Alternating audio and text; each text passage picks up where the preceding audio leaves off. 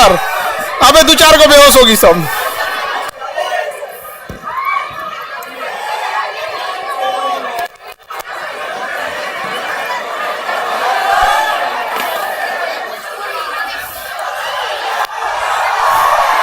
Stool ला दिए इन लोग के लिए। बाकी तुम लोग खड़े क्यों? बैठो जल्दी। स्टूल गोदाम में से स्टूल कहाँ है? सारा स्टूल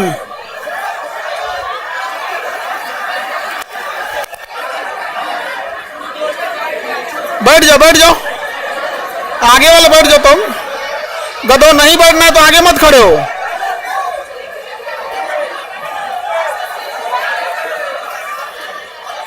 ये बीच वाले बच्चे जल्दी बैठो। बीच वाले बच्चे जल्दी बैठ। तुम लोग का इधर आ जाओ। पहलवान इधर जाओ।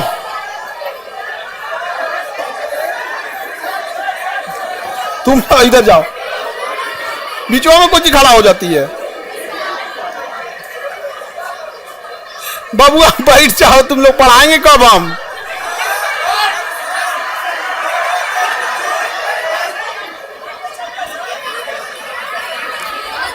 जो इधर गधा बैठना।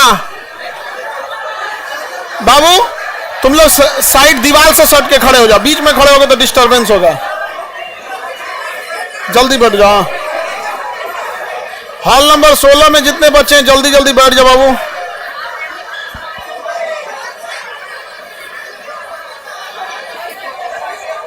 ये तो बेहोश होने का मूड बना रही है।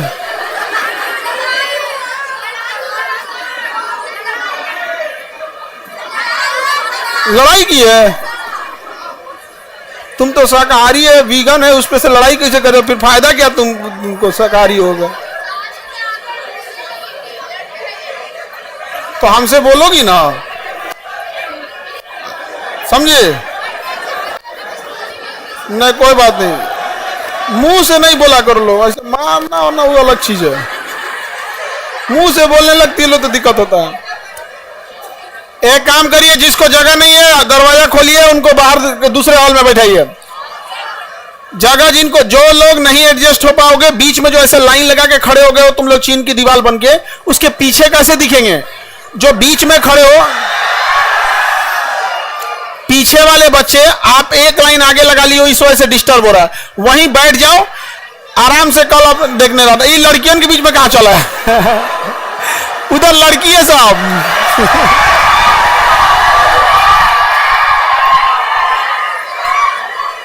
वहीं बैठ जाओ। बॉय लोग इधर, जो लड़की बैठेगी सबका पैर सामने है ना। कोई जल्दी बैठो। एक ही साइड बैठो ना, उधर बॉयज बैठा देंगे।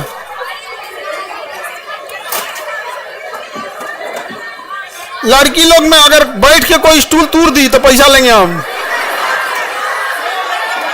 बड़ी लड़की को स्टूल नहीं, दो लोग तोड़ देगी वो। बड़ी लड़की को स्टूल दोगे तो तोड़ देगी वो। सर फोड़ लेना लोग, तुम लोग उसी पे। सर एक बार क्लासरूम दिखा दीजिए।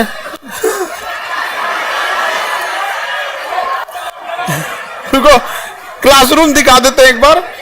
एक क्लासरूम ऐसे कैसे दिखाएंगे? एक वीडियो बना के तुम लोग को भेज देते हैं।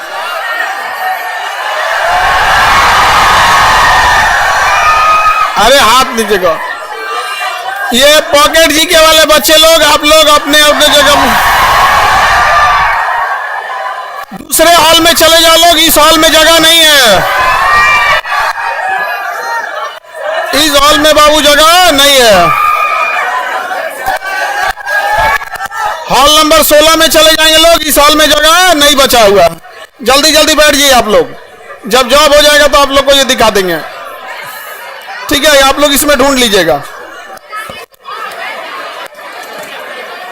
सीढ़ी पे बैठा दो, सीढ़ी पे। वेरी गुड, सीढ़ी बैठ जाओ। अरे अभी मेरा स्टेज तोड़ देती है।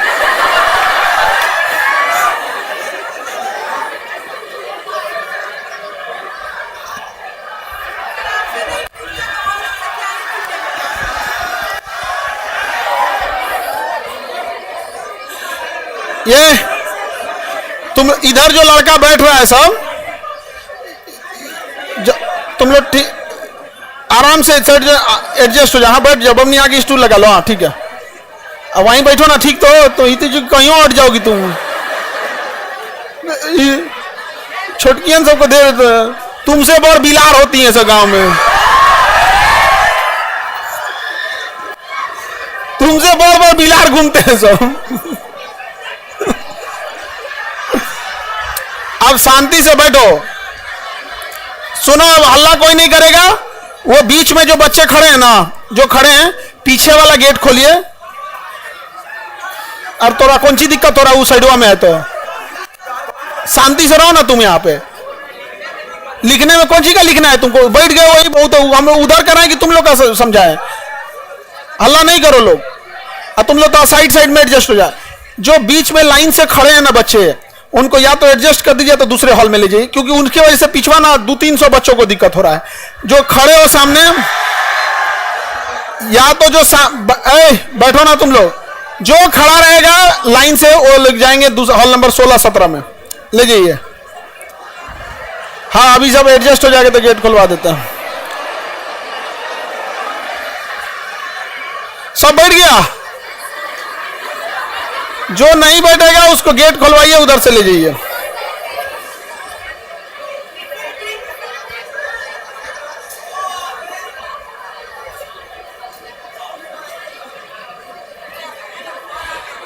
ऑनलाइन वाले लोग सर साउंड क्लोज है सर। देखो वो तुम्हारा साउंड क्लोज है, उसे अनम्यूट करो।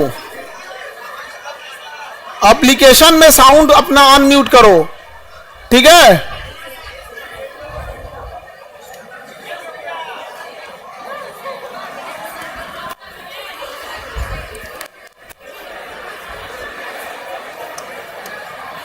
किसका रुमाल छूट गया है? इन लेके जाना जी, नहीं तो अब झगड़ा करने लगेगी सर। मेरा रुमाल, लकी रुमाल छूट गया, लकी रुमाल छूट गया। इनका रुमाल वो लकी रहता है।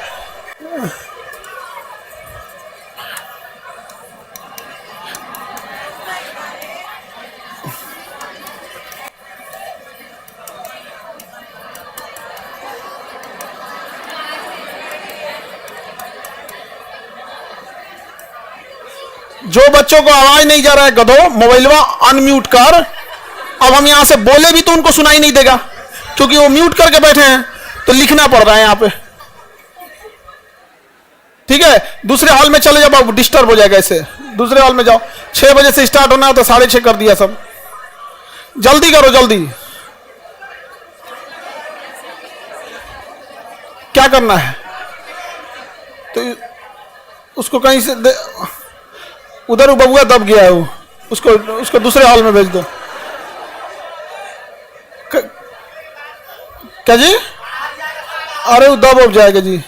ये वाला गेट खोलिए तो उसमें से एक दूसरे हॉल में भेजिए इसको। अब हो गया? अरे खोल, गेट खुला ही रहने देना, गेट खुला ही रहने देना। सारा गेट खुला ही रहने दीजिएगा, ठीक है? गेट खोल दो पूरा। देख गधा कहीं का, गेट खोल उसको पूरा। हाँ अब उस पर बैठ जाओ। गेट खुला ही रहने दीजिएगा सब, उसी पे बैठ जाएगा सब। सारा गेट खुलवा दीजिए। क्या क्या तुम लोग को बैठाने में भी इतना झमेला रहता है, क्या ही बताया जाए। हाँ एक भी स्टूल टूट गया 300 रुपया लेंगे। हाँ पहले से टूटा हुआ है तो तुम 250 देना।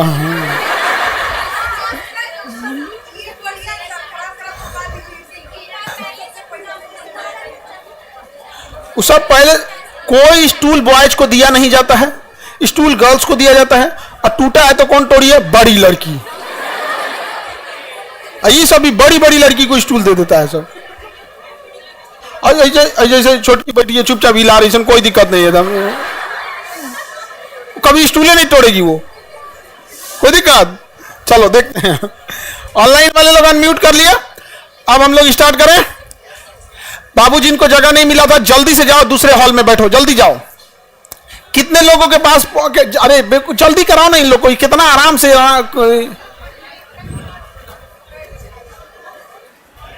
जल्दी हटाओ, बस फाइनल करो जल्दी। अब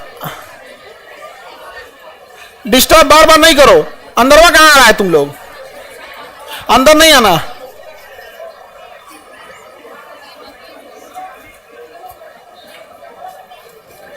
चप्पल घसीट के मत चल बकलो।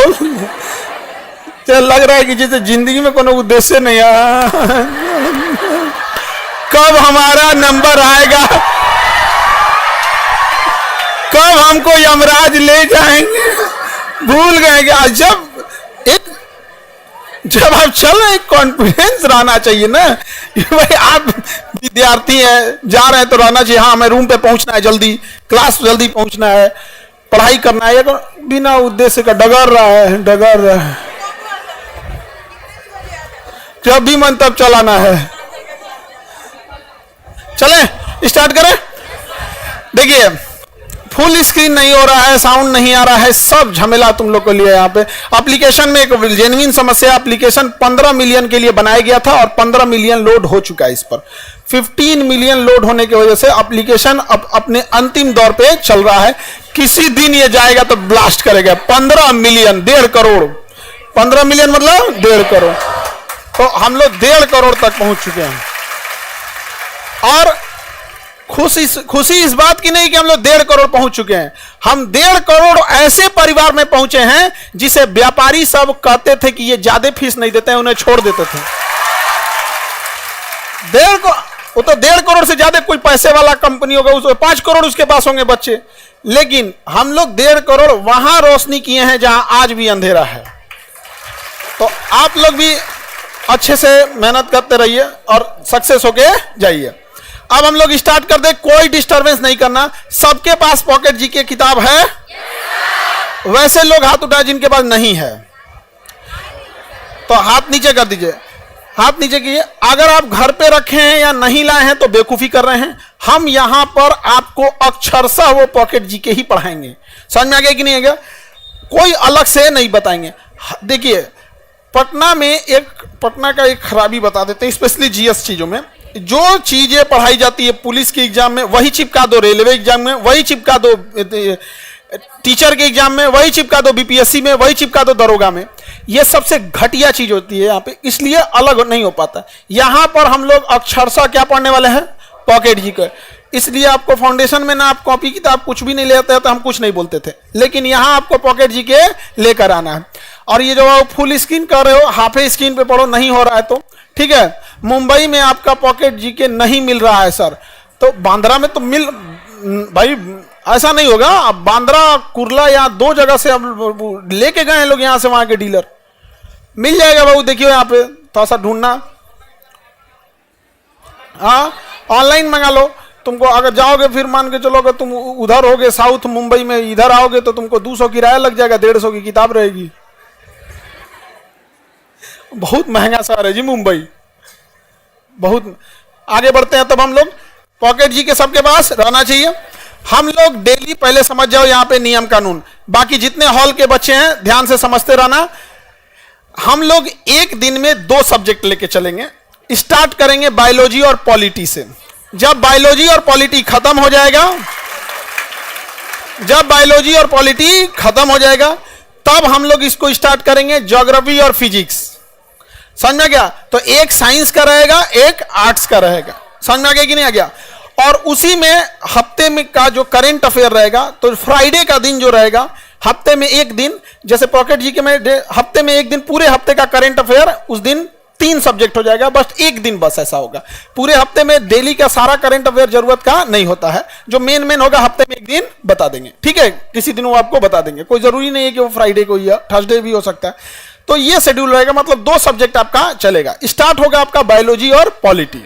बायोलॉजी और पॉलिटी आपको 480 पेज है लगभग, इसमें 450 पेज मोटा मोटी समझिए, 460, 484, मतलब लमसम 500 पेज है। हाँ लमसम कितना पेज है? 500 पेज। हम लोग 2 सब्जेक्ट लेके चलेंगे और बहुत अच्छे से हम लोग इसको रिवीजन करते चलेंगे। इसको कुछ नहीं करना है, जो यहां हम आपको बोल रहे हैं वो हमारे साथ बोलते हुए याद करना है, और रूम पे जाना है, उसको एक बार देखना है, सामने वाले को पकड़ा देना है कि ये पूछो। उससे कहिएगा दिमाग मत लगाओ, जो लिखा है उसको पूछ। समझ में आ गया? कोई दिमाग नहीं लगाना, लिखा है उसको पूछ। कई बच्चों क्या करते हैं ना, जैसे मान के चलिए आप 2 लोग पढ़े हो, समझ जाओ इधर, इधर समझो।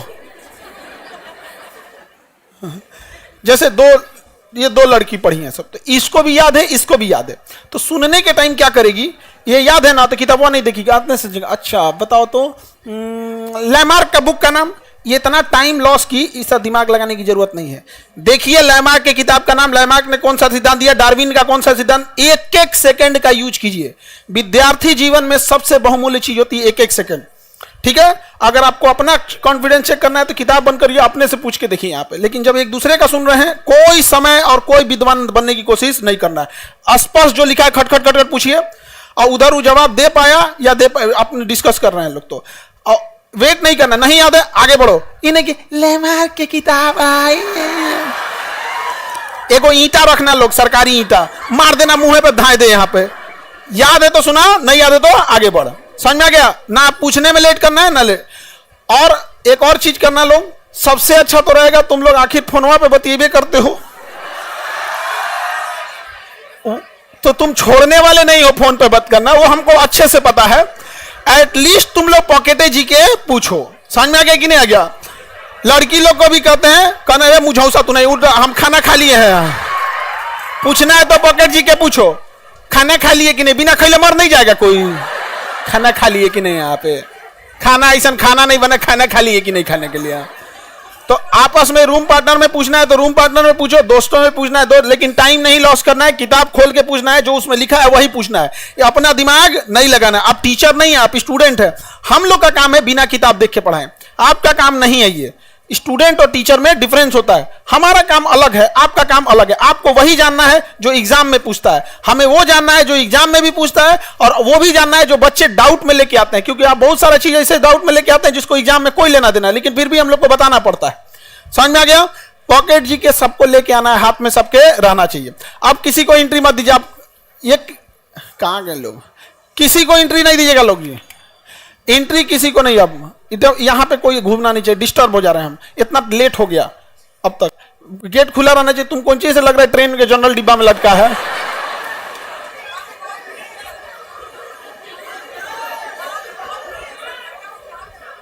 हाँ बहुत भीड़ है वहां पे, लड़का सबको जितना तकलीफ में वो पड़ता है सब ना, इसीलिए ना मानते हैं उन सबको।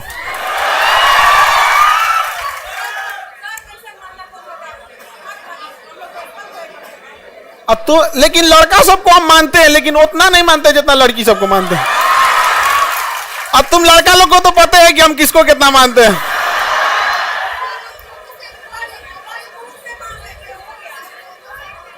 मुंह से मानते हैं लड़का सबको जी। हमारा किडनी, फेफड़ा, स्प्लीन, हड्डी, सब चीज से मानते हैं आप लोग को। तो अब आप लोग को पढ़ाई करना है, और रिवीजन के लिए अब आपको टेंशन नहीं लेना है। स्टार्ट किया जाए। किस सब्जेक्ट से? बायोलॉजी। आपके पास पेज नंबर कितने पे है बायोलॉजी? लास्ट में होगा पता। 380, पेज नंबर 380 पे है, पेज नंबर 380 है, 380, पेज नंबर 380 खोलो, पेज नंबर 380 खोलो। जिसके पास बात करने वाला नहीं है वो क्या करेगा?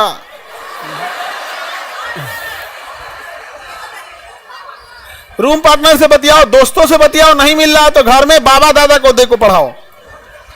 समझ में गया? बाबा को पढ़ाओ, लेकिन पढ़ाओ। जो दूसरों के हाथ में मेहंदी लगाता है उसका हाथ खुद भी लाल हो जाता है। समझ में आ गया कि नहीं आ गया? हम मेहंदी लगाने के लिए नहीं कह रहे हैं। और तरीका तुम हैंडीकेप हो, तुम्हारे बगल में हाँ हैंडीकेप हो? नहीं है वो, हैंडीकेप नहीं है। चलो ठीक है, तब कोई दिक्कत नहीं। भीड़ भाड़ में थोड़ा सा संभाल लेना। अब स्टार्ट करते हैं हम लोग। तुमको पीटेंगे पहलवान हम। देखो ध्यान से, हल्ला नहीं करो। आगे बैठ के बोलते हो लोग ना तो आवाज यहां तक आने लगता है, फिर दिमाग डिस्टर्ब हो जाता है। पीछे वाला थोड़ा बहुत चल जाता है, यहां तक आवाज नहीं आता है। अब सुनो ध्यान से, हम लोग अब स्टार्ट कर रहे हैं किससे? बायोलॉजी। आधा टाइम हम बायोलॉजी पढ़ेंगे और आधा टाइम पॉलिटी। सबके पास है? पेज नंबर कितना है? 380। चलिए स्टार्ट किया जाए। पहला सिद्धांत देखिए यहां से, ये टॉपिक जब हम फाउंडेशन में पढ़ाते हैं तो सबसे लास्ट में पढ़ाते हैं, लेकिन ये पॉकेट जीके में सबसे पहले है। यहां कोई फाउंडेशन कोई बीपीएससी का रूल नहीं लगेगा, यहां लगेगा पॉकेट जीके का रूल। तो हम लोग अब समझते हैं, स्टार्ट करते हैं। पहला सिद्धांत किसका पढ़ना है? लैमार्क का। लैमार्क का सिद्धांत कहिए या लैमार्क का ही लैमार्कवाद यानी उसका सिद्धांत कहा जाता है। इन्होंने उपार्जित लक्षणों के सिद्धांत दिए थे। इनका सिद्धांत क्या था? उपार्जित लक्षण के सिद्धांत। मतलब अगर हमारे शरीर में कोई लक्षण आ गया तो वही लक्षण हमारे कहां चला जाता है? वंशानुगत चला जाता है। किसने दिया था यह सिद्धांत? लैमार्क ने। इनकी पुस्तक का नाम फिलोसॉफिक जूलॉजी। यह क्वेश्चन पूछता है। लैमार्क की किताब का नाम फिलोसॉफिक जूलॉजी। लैमार्क का सिद्धांत आज कोई मानता नहीं है, लेकिन इन्होंने ये एक लंबे समय तक इस सिद्धांत को माना गया था। तो लैमार्क ने किताब जो लिखा था उस किताब का नाम फिलोसॉफिक जूलॉजी। अगर जूलॉजिक नहीं याद हो तो फिलोसॉफी के याद रखना, पूरा का पूरा ध्यान से रखना है यहाँ पे इस सिद्धांत में। आगे बढ़े। कौन सी किताब थी? फिलोसॉफिक जूलॉजी के। इन्होंने जो प्रतिपादन किया था उसमें वातावरण, आवश्यकता एवं उपयोग के आधार पर प्राणियों की संरचना में परिवर्तन हो सकता है। तो इन्होंने जो सिद्धांत दिया वो गलत हो गया, क्योंकि इन्होंने कहा कि जो संरचना में परिवर्तन आता है वो वातावरण के कारण आता है, उसकी आवश्यकता है इस आधार पे आता है, या उपयोगिता है। मतलब हमारे शरीर में परिवर्तन आएगा हमारी आवश्यकता के हिसाब से। लेकिन कहां परिवर्तन आया? अगर हमारी आवश्यकता देखिएगा तो मेरे जीभ की आवश्यकता सबसे ज्यादा है, क्योंकि सुबह से शाम तक हम अपने जीभ का ही प्रयोग करते हैं। तो इसके हिसाब से इसने कहा था कि हम जिस अंग का प्रयोग ज्यादा करते हैं वो हमारे शरीर में बड़ा होने लगता है। तो हमारा जीभ 22 हाथ का हो जाना चाहिए। हुआ? नहीं हुआ। यहां पर समझ गए कि नहीं? आप लोग का भी कहां हुआ? आगे बढ़े। किसी को दिक्कत? इसका सिद्धांत क्या हो गया? फेल हो गया। फेल हो गया यहाँ पे। तो इन्होंने कहा था आवश्यक आधार पर संरचना परिवर्तन हो सकता है तथा धीरे धीरे यह परिवर्तन एक पीढ़ी से दूसरे पीढ़ी में जाता है। अभी और बकलोलवा कहा था कि हम जिस अंग का प्रयोग करेंगे बड़ा हो जाएगा, और फिर अगली संतान में वो बड़े पैदा होगा। यानी हमारा लड़का होता ना तो उसका जीवा पहले से लंबा रहेगा। नहीं समझ में आ गया? यह गधा कहीं का कौन सिद्धांत दिया रे तुम यहाँ पर? समझ गया? तो ये ऐसा नहीं हो सकता। इसके सिद्धांत को नहीं माना गया यहाँ पे लैमार्क ने। इन्होंने पक्ष में प्रमाण क्या दिया? कोई ना कोई प्रमाण देंगे, ऐसे तो वैज्ञानिक नहीं हो जाएंगे। इन्होंने कहा जिराफ अपनी गर्दन का प्रयोग ज्यादा ऊंचा करता था इसलिए उसकी गर्दन क्या हो गई? ऊंची हो गई। कहता था सांप झाड़ियों में छुपता था तो उसका पैर फंस जाता था, शरीर छुप जाती थी, तो इसलिए पैर को सिकोड़े उसका पैरे गायब हो गया। मतलब जौन ची माना या तौन ची बोल दिया यहाँ पे।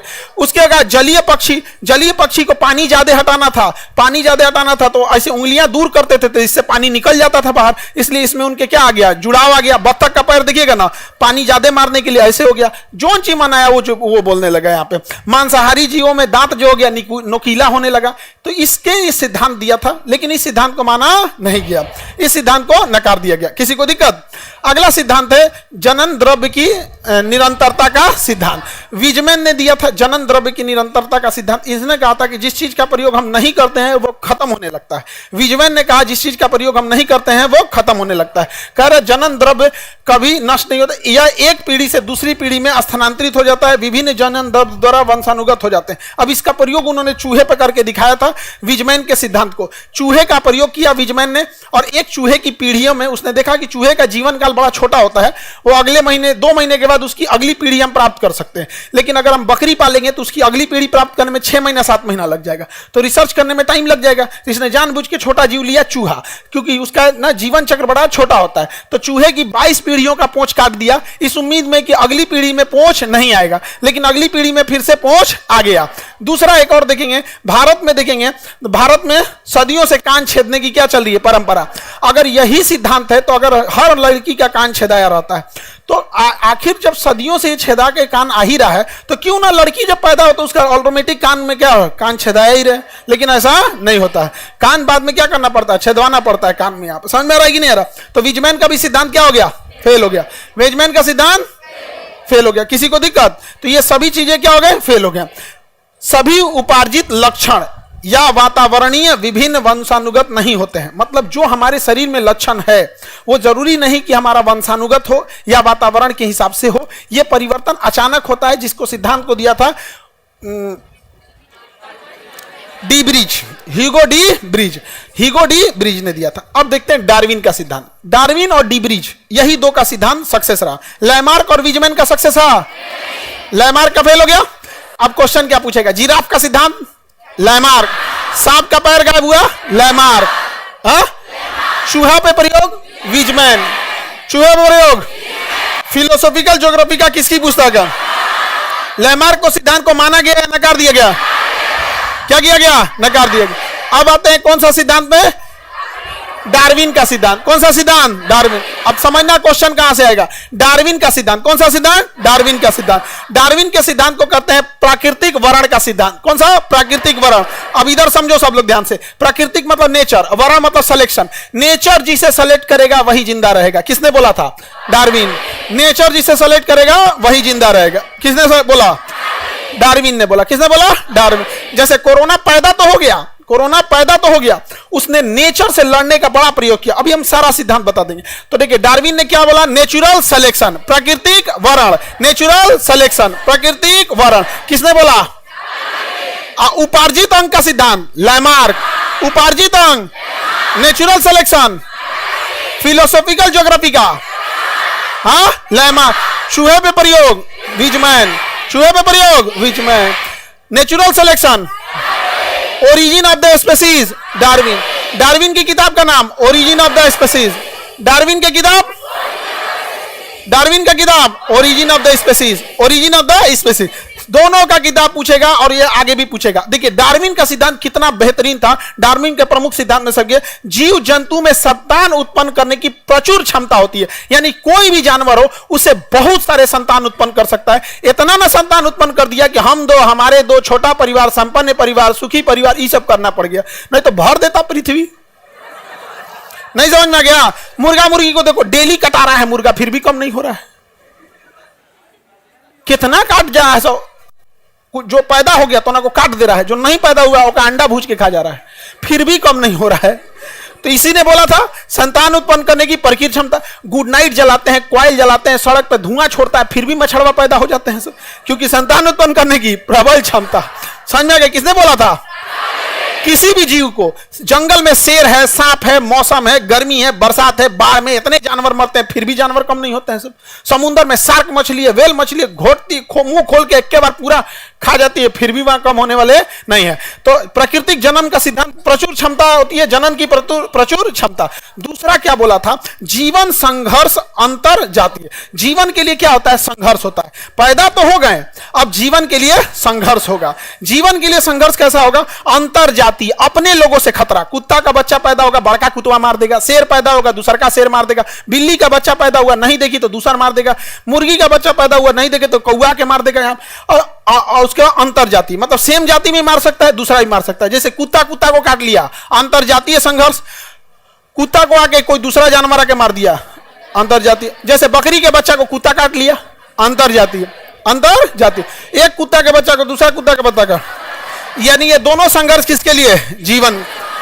अगर मान के चलिए कुत्ता के बच्चा को, कुत्ता का मान के चले बकरी है या कुत्ता का बच्चा, उसको दूसरा कुत्ता का बच्चा कुत्ता नहीं काटा तो अंतर जातीय लड़ाई से बच गया, जातीय लड़ाई से बच गया। शेर और नहीं खाया तो अंतर जाति से बच गया। इससे बच जाएगा ना तो ठंडा मार देगा उसको। वातावरण ही है सिद्धांत, वातावरण से नहीं लड़ पाएगा, या तो ठंडा मार देगा या तो कुछ मार देगा। यहाँ पे समझ में आ गया कि नहीं? क्या ठंडा मार देगा? नहीं तो गाड़ी उड़ी से कचरा जाएगा। देखिएगा ज्यादातर कुत्ता मरते हैं कचरा उचरा के। तो जनन उत्पन्न करने की क्षमता है, लेकिन जीवन के लिए क्या है? संघर्ष है। किसने बोला? किसने बोला? डार्विन ने बोला। उसके बाद क्या क्या? विभिन्नताएं क्या होंगी? विभिन्न। इतना पैदा होंगे सब, इतना पैदा होंगे सब कि एक जाति से दूसरी जाति भिन्न हो जाएगी। एगो देसिया कुत्ता अलग, सीबीएसई वाला अलग, गोर कुत्ता अलग, एगो डाबरमैन होता है एकदम पातर कूदते रहता है ऐसे यहाँ पे अलग, एगो एकदम कोढ़िया होते हैं सब। समझ में? लेब्राडोर खा के इतना मोटा आ जाएंगे सब सुअर ऐसा।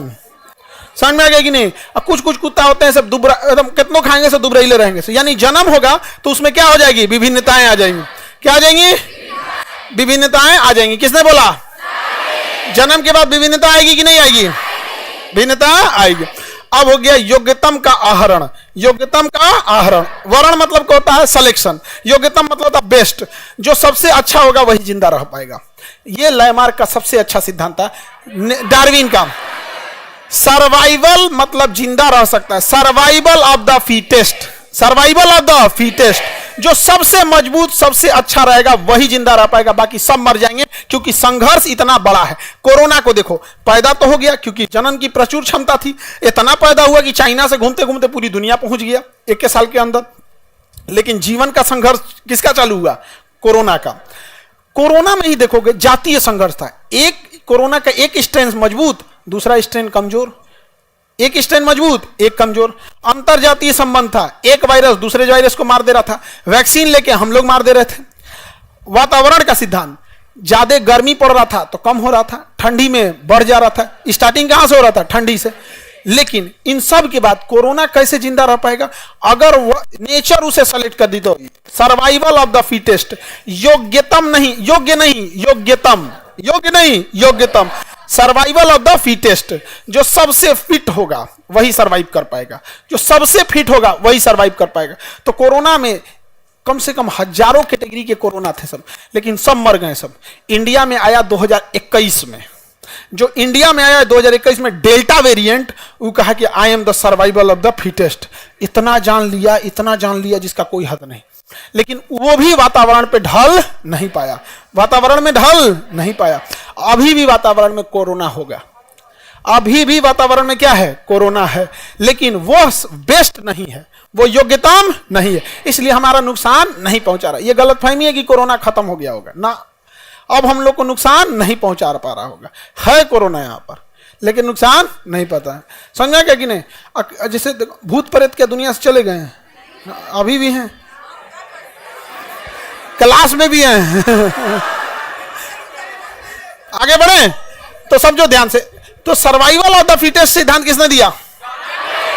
जो सबसे फिट होगा वही होगा। ये एग्जाम पे भी नियम लगता है।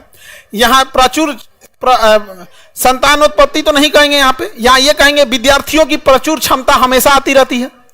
उसके बाद विद्यार्थियों में संघर्ष चालू होता है। अपने लॉज के बच्चों से संघर्ष करो, फिर आरक्षण वालों से संघर्ष करो, फिर कट ऑफ वाला कैटेगरी वाला उससे संघर्ष करो। उसके बाद वातावरण, यानी कभी पेपर लीक हो जाएगा, कभी परीक्षा लीक हो जाएगा, क्वेश्चन बिक जाएगा, वातावरण से संघर्ष करना। इस सब के बाद आपका सिलेक्शन तब होगा जब आप एकदम कट ऑफ के बाहर रहें, तब जाएंगे आप कट ऑफ के बाहर। कट ऑफ के बाहर के बाद भी क्या होगा? मेरिट लिस्ट में छटने का डर होगा।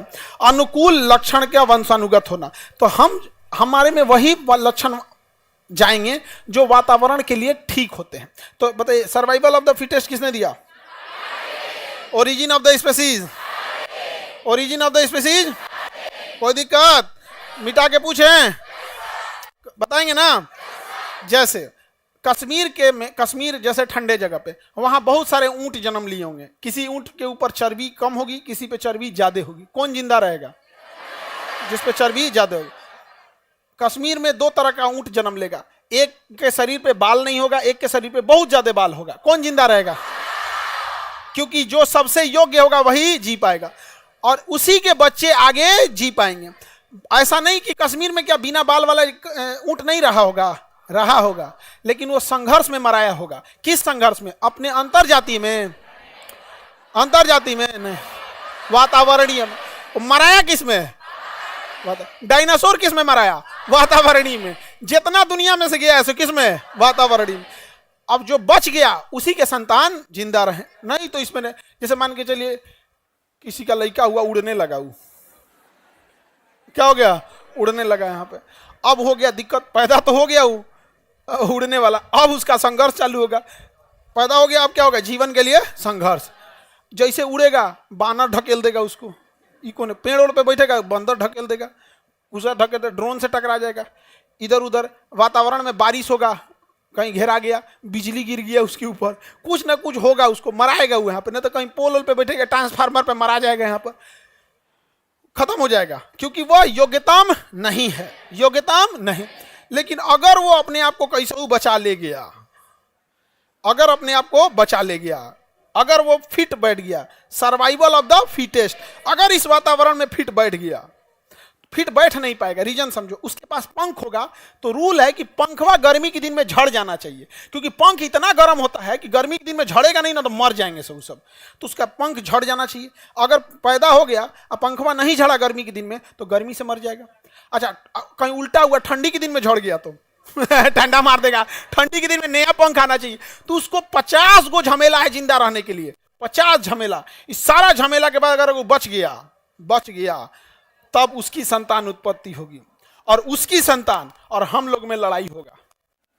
एक समय आएगा हम लोग को नोच नोच के फेंक देगा सब, और उसके बाद वो अपना दुनिया बनाएगा सब। जैसे हम लोग कभी तेलंगाना का जंगल साफ करो, कभी मुंबई का आरे जंगल साफ करो, कहीं कहीं साफ करो, हम लोग बच गए हैं, हम लोग इस पृथ्वी पे बच गए। नहीं तो आज से जाके देखो 10,000 साल पहले उघारे घूमता था मानव। नहीं समझ में आ गया? धीरे धीरे क्या हो गए? फिट हो गए। तो सर्वाइवल ऑफ द फिटेस्ट किसने बोला था? हाँ, survival of the fittest, natural selection, किताब का नाम origin of the species. Darwin का सिद्धांत याद रहेगा? आगे बढ़ जाए तो वंशानुगत कौन सी चीजें जाएगी? जो वातावरण के लिए ठीक है वही कहां जाएगी? वंशानुगत। बाकी वंशानुगत नहीं जाएगा। जैसे कोई छांगूर हो गया, कोई क्या हो गया? छांगूर हो गया, उसकी 6 उंगली निकल गई, तो वातावरण में क्या हेल्प कर रहा है? कुछ नहीं। तो क्या उसके बेटा में भी 6 उंगली जाएगा? लेकिन कश्मीर में पैदा होने वाला जानवर, उसके शरीर में बहुत सारा बाल है, लेकिन वो वातावरण में जिंदा रहने में हेल्प कर रहा है, तो क्या वो अगली पीढ़ी में जाएगा? अगली पीढ़ी में जाएगा। किसी को कोई दिक्कत? उत्परिवर्तन का डार्विन का सिद्धांत सही था और एक डी ब्रिज का सिद्धांत था। किसका? डी ब्रिज का। डी ब्रिज का सिद्धांत का नाम है उत्परिवर्तन। डी ब्रिज के सिद्धांत का नाम, डी ब्रिज का सिद्धांत याद रहेगा? अचानक से हुआ परिवर्तन क्या कहलाता? उत्परिवर्तन। अचानक से हुआ परिवर्तन, उत्परिवर्तन। कोई दिक्कत? जैसे आप अभी समझाएं, अचानक से कोई बच्चा जन्म लिया जिसका पंख रहेगा, तो वो क्या कहलाएगा? उत्परिवर्तन। तो जब भी उत्परिवर्तन होगा, जब भी क्या होगा? उत्परिवर्तन, तो उसके बाद किसका नियम लग जाएगा? डार्विन का। उत्परिवर्तन से जन्म तो ले लेंगे, उत्परिवर्तन से क्या ले लेंगे? जन्म तो ले लेंगे, लेकिन जीवन के लिए संघर्ष होगा। वो या तो वातावरण मार देगा, या तो उसी के जाति वाला मार देगा, या उसके बाहर वाला जाति वाला मार दिया, और नहीं मराया तो एक लंबे समय तक अपने आप को वो योग्य सिद्ध नहीं कर पाएगा, मर जाएगा। कई बार देखिएगा किसी गांव में कभी सुनते होंगे, कोई ऐसा बच्चा जन्म लिया जिसका 3 गो आंख हो गया। कई बार ऐसा होता, अजीब टाइप का जन्म ले लिया, यहाँ पे पूंछ रह गया, यहाँ पे जन्म तो लेने को ले लिए, वो कहलाएगा उत्परिवर्तन। अचानक से होने वाला परिवर्तन, उत्परिवर्तन। लेकिन उत्परिवर्तन सिद्धांत किसने दिया? हाँ, डी ब्रिज। अरे उत्परिवर्तन सिद्धांत, डी ब्रिज। उत्परिवर्तन से जन्म तो ले लेते हैं, उत्परिवर्तन से क्या ले लेगा? जन्म। उत्परिवर्तन से क्या ले लेगा? लेकिन सरवाइव करेगा? सरवाइव किससे करेगा? डार्विन से। किसे करेगा? डार्विन से। अगर सारा लड़ाई जीत गया तो सरवाइव कर जाएगा। तो लोग कहेंगे ना, पहले मुर्गी की पहले अंडा, पहले मुर्गा।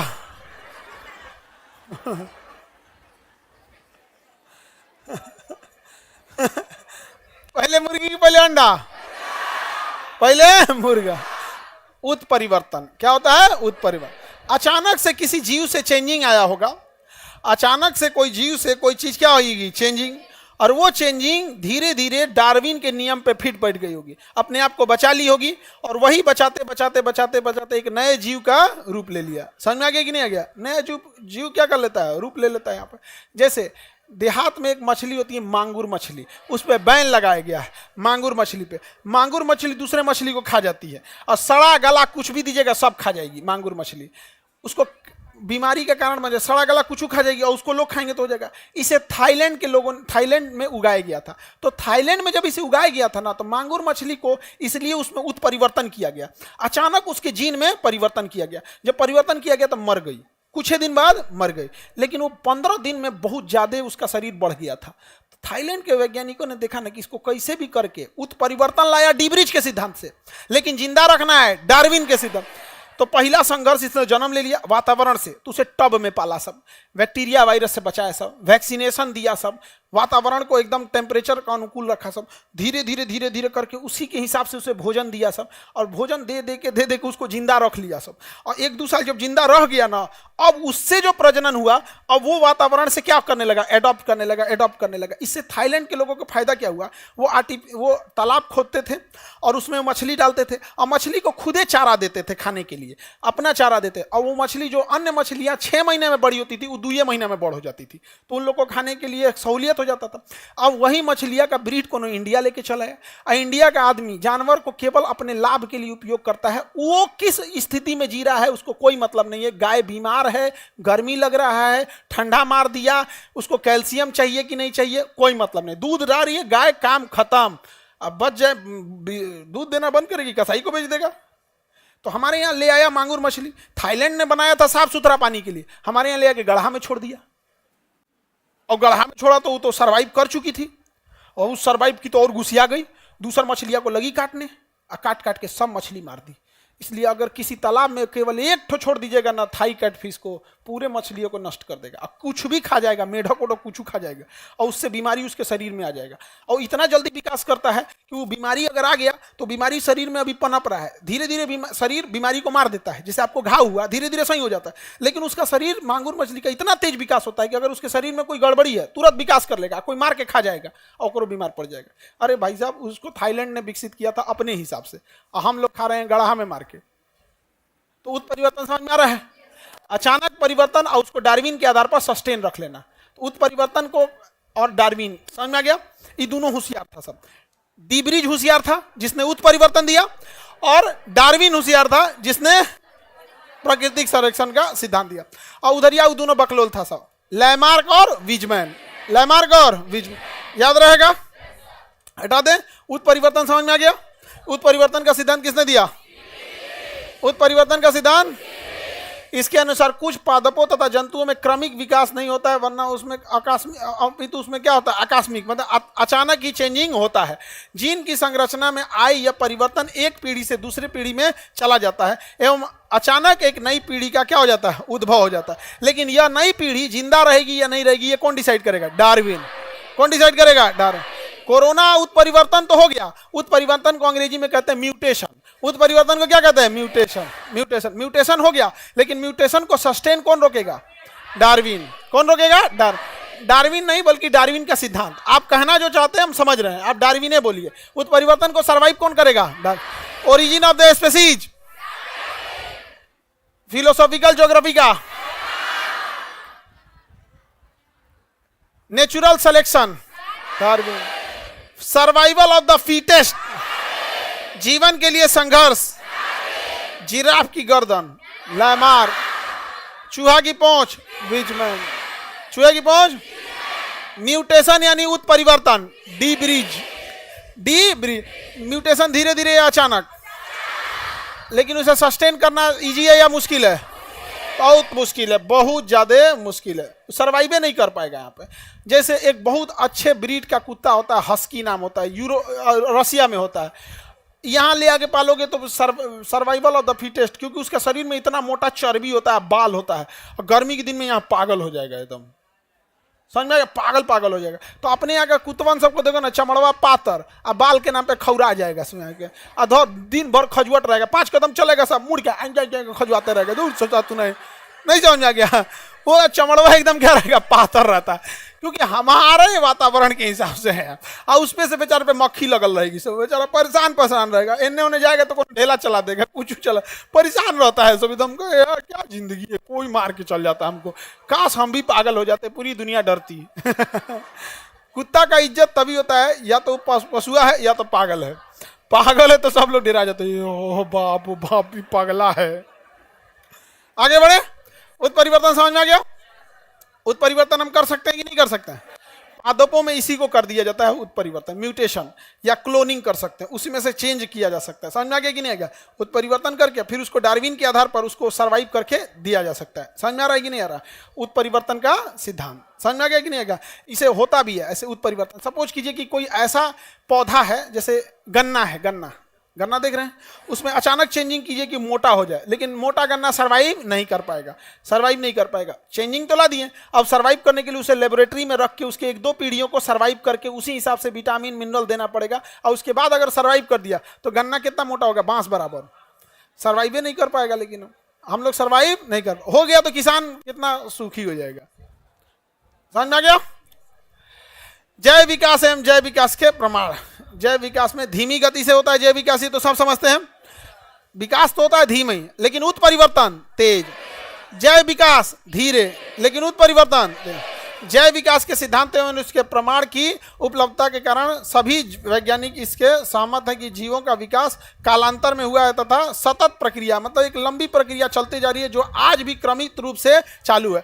हम धीरे धीरे आज भी हम लोग का कान ये धीरे धीरे छोटा होते जा रहा है, छोटा होते जा रहा है। तुम गौतम बुद्ध का कान देखना बड़ा हो जाए, भाई हम लोग का कान में क्या होता जा रहा है, छोटा हो जा रहा है। हम लोग की हाइट घटते जा रही है। अभी हम लोग की हाइट इतनी नहीं थी, नॉर्मल हाइट का आदमी ऐसा नहीं था। पहले हम लोग का जो वातावरण था, इसमें वातावरण में आज से लगभग 3 से 4 हजार साल पहले 6 फीट की हाइट कॉमन होती थी।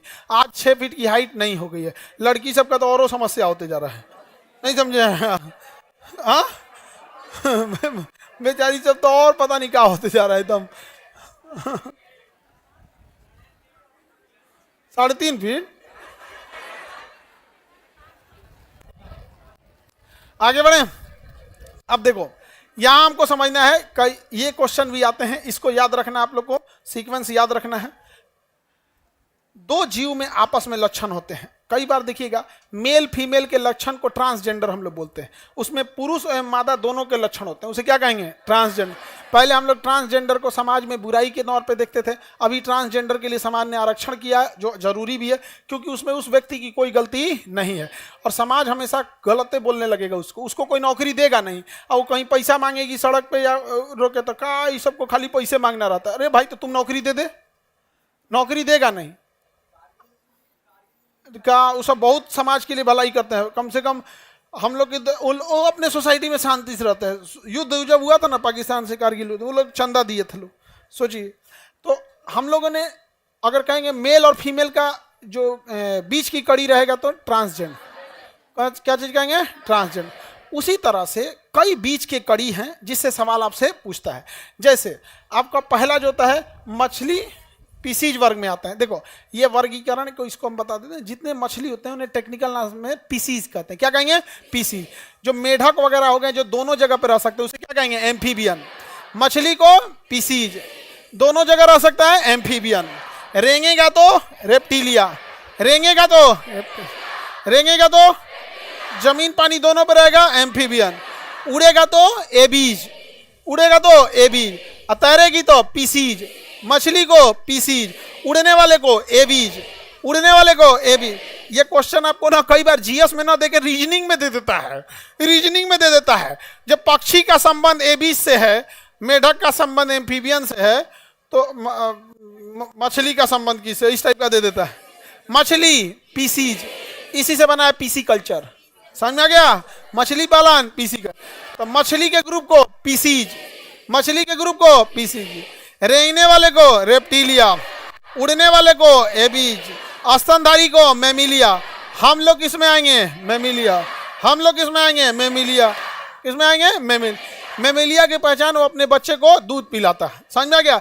मेल और फीमेल में स्तन होते हैं दोनों में, लेकिन फीमेल में स्तन ग्रंथि होती है, जो एक उम्र होने के बाद स्तन ग्रंथि काम करना प्रारंभ कर देती है, लेकिन बचपन से ही स्तन ग्रंथियां काम नहीं करेंगे। तो मेल और फीमेल दोनों स्तनधारी में आते हैं, लेकिन स्तनधारी किसके पास?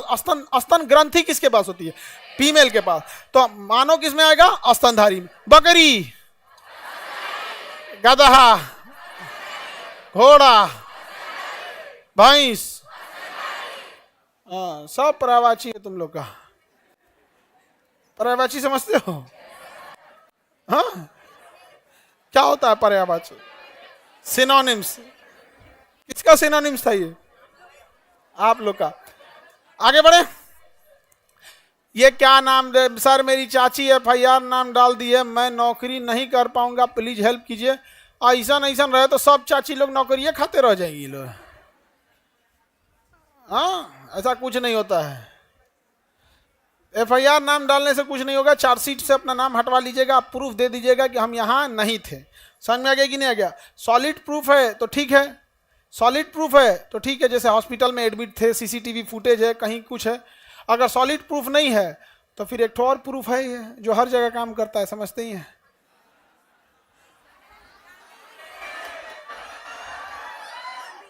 एक तो ऐसा प्रूफ है जो हर जगह काम करता है। उस प्रूफ को केवल बहुत सारा प्रूफ होता है, फर्जी नहीं होना चाहिए। ऐसा कि लिख देते हैं फर्जी ना, उससे क्या मतलब होता है? आगे बढ़े। पांचों नाम याद रहेगा। हम लोग किसमें आएंगे? मेमिलिया। देखो हिंदी नहीं देगा, स्तनधारी देगा नहीं, अंग्रेजी लिख देगा मेमिलिया, ऐसा ही लिख देगा मेमिलिया। एविज में पक्षी, रेप्टिलिया में सांप वगैरह, छिपकली रेप्टिलिया में, रेप्टिलिया दोनों जगह रह जाएगा। और मछली, मछली पीसी, सब में रीढ़ की हड्डी होती है। इन सब में क्या होती है? रीढ़ की हड्डी। जिसमें रीढ़ की हड्डी होती है उसको क्या कहा जाता है? मेरुदंड कहते हैं।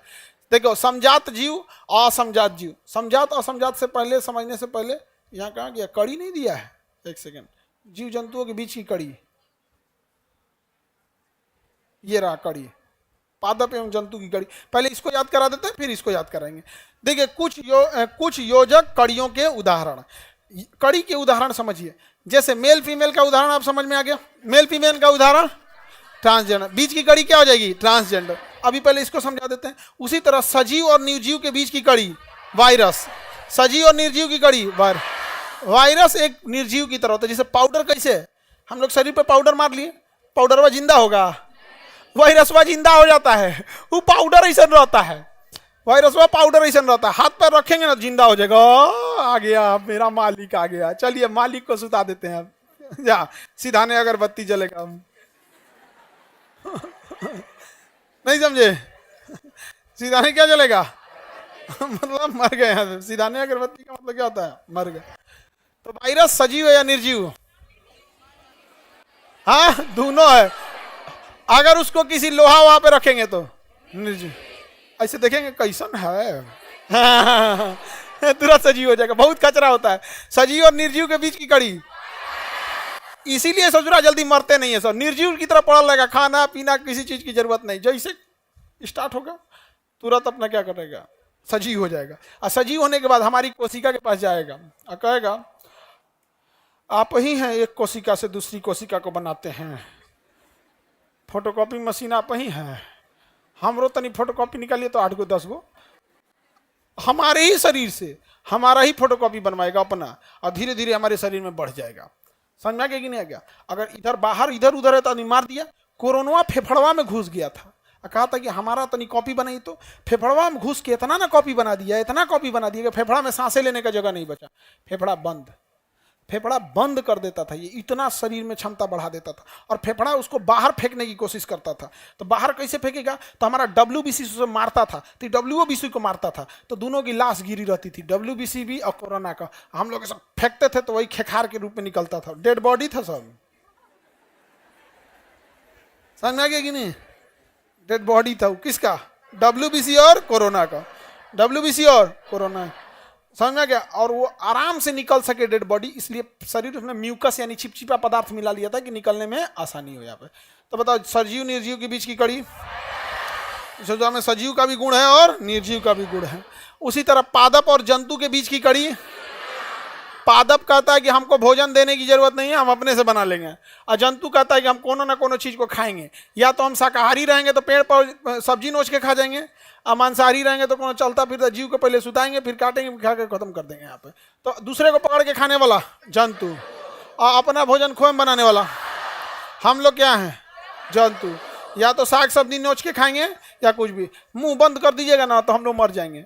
अगर खाना नहीं खाएंगे तो हम लोग मर जाएंगे। और पेड़ पौधा कोई दिक्कत नहीं है, आराम से पानी दीजिए तो भी ठीक है, कह के तोरा भरोसे बैठा रहने भाई। ऐसे छोटा मोटा पौधा समझा हमको, गमला में है तुम्हारे, अपन सप्लाई लाइन रखे हैं, RO वाटर नहीं समझे? आपके पानी के भरोसे है। कौन जंगल में पानी डालने जाता है? एगो गमला में पानी डालते हो, 8 गो पौधा में डालोगे तो 13 को सुखा दोगे। आगे बढ़े तो पादप और जंतु के बीच की कड़ी युगलीना, पादप और जंतु के बीच की कड़ी मतलब ये अपना भोजन भी बना लेता है, और इसके आसपास में कोई गुजरेगा तो पकड़ के खाई हो जाता है। समझ में आ गया कि नहीं? दोनों, जैसे मान के चलिए आम का पेड़ है, अपना भोजन बना लेता है, आप आम तोड़ने गए तो पकड़ के खा गए आपको, चलता है भाई, जरूरत था ऊर्जा का। ऐसे ही करता है कौन? युगलीना। युगलीना खाई हो जाता है दूसरे को पकड़ के। तो पादप और जंतु के बीच की कड़ी, फोटो दिखा दे, एनिलिडा और ऑर्थोपोडा। एनिलिडा और ऑर्थोपोडा कीड़े की तरह चलता है, ऑर्थोपोडा कीड़े की तरह चलता है, और एनिलिडा का शरीर एकदम नरम होता है, केचुआ जोंक, तो उसका शरीर भी नरम रहेगा। उसका पैरों खूब ज्यादा रहेगा। तो एनिलीडा और ऑर्थोपोडा के बीच की जो कड़ी होती है उसे क्या कहते हैं? हाँ, पेरीपेटस। क्या कहेंगे? पेरीपेटस। आपको ये सब याद रखने की ढेर जरूरत नहीं है, आपको बस ये याद रहना चाहिए। कौन सा? पादप और जंतु के बीच की कड़ी। हाँ, एनिलीडा और ऑर्थोपोडा का पेरीप्लस। हाँ, आगे बढ़ जाएं।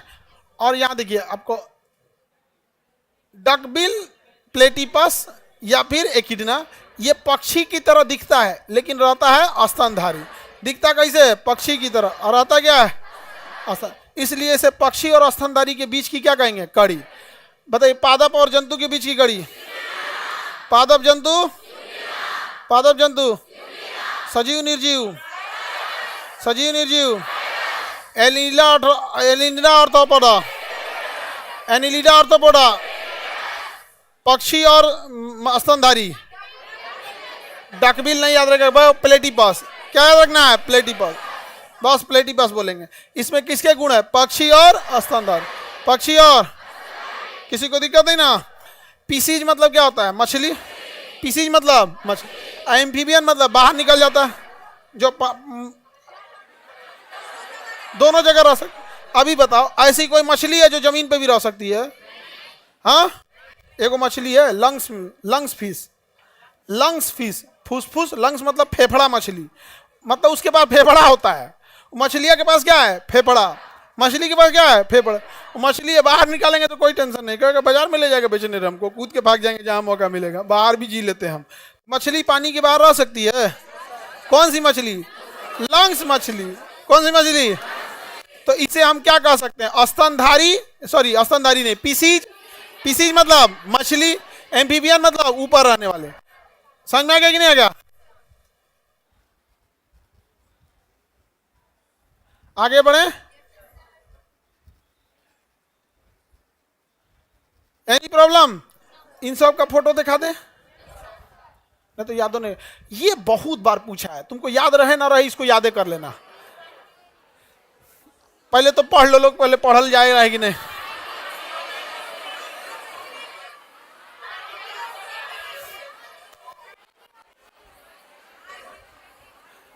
बेचारा हम लोग को पढ़ले नहीं जा रहा है।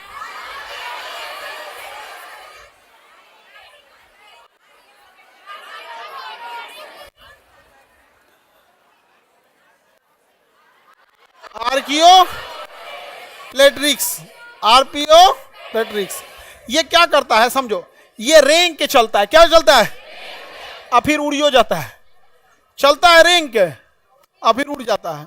जैसे सांप का पंख लगा दो, क्या करो? सांप का पंख लगा दो, चलेगा कैसे? रेंग के, और फिर उड़ जाएगा। रेंग के चलेगा इसलिए और सरीसृप, रेंग के चलेगा इसलिए सरीसृप, और उड़ जाएगा इसलिए पक्षी। तो पक्षी और सरीसृप के बीच की कड़ी को क्या कहते हैं? आर्कियो प्लेट्रिक्स। आर्कियो प्लेट्रिक्स। फोटो दिखा दें। चलिए, फोटो कहाँ है? जिसका लगा है कहाँ पे है? इसी में है, नीचे की लगाना पड़ेगा। फोल्डर में है, बस फोल्डर खोल देना। कहाँ है? ये दिखता कहीं नहीं इमेज हुआ। अच्छा देखो भाई, अब इधर समझो, यहां हम देख फोटो दिखाते हैं, आप पहचानिएगा क्या है। ये है आपका आर्कियो प्लेट्रिक्स। आर्कियो,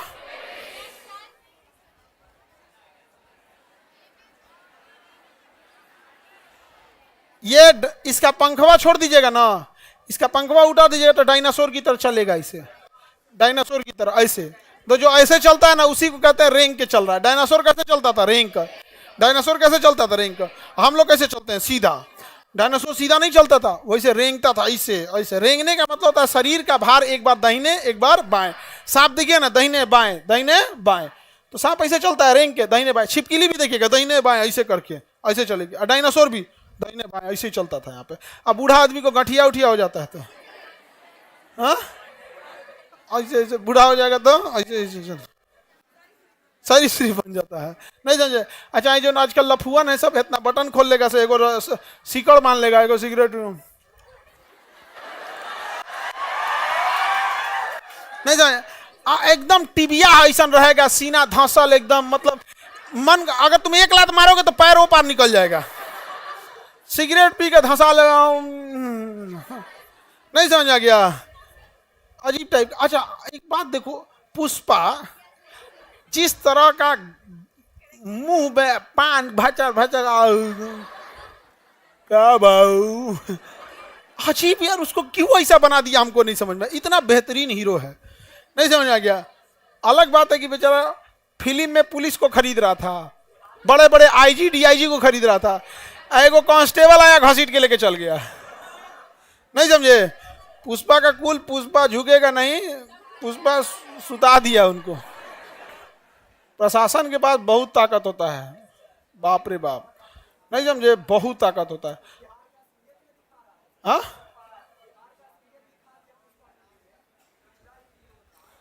आगे बढ़े तो ये बताइए क्या है, आर्कियो रेप्टिस है क्या, ये सरीसृप, असुरा उड़ जाता है। तो पक्षी और सरीसृप के बीच की कड़ी आर्कियो प्लेट्रिक्स, आर्टियो प्लेट्रिक्स, याद रहेगा। अब हम आपको दूसरा फोटो दिखाते हैं, आप पहचानेंगे क्या है ये।